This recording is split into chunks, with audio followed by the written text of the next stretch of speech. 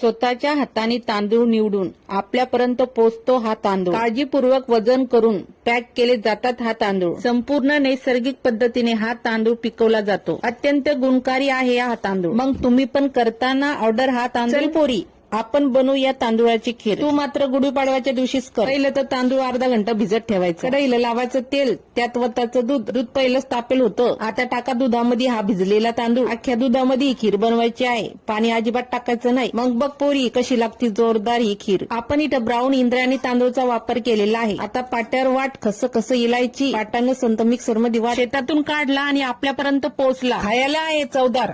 आता टाक इलायची पावडर आणि साखर, टाक घी आणि तुझे आवडते ड्रायफ्रूट आणि फोडणी खमंग होऊ दे आणि या खिरीमध्ये वर। जेव्हा हा तांदूळ शिजतो तेव्हा अख्खं घर सुगंधानं भरतं। जेव्हा खीर खायला घेसाल, सुक्क खोबऱ्याचे तुकडे तळून मात्र टाकसान, तेव्हा खीर लागते एक नंबर। झाली आता खीर, घ्या खाऊन। पोरी बघतेस काय, ठोक एक लाईक।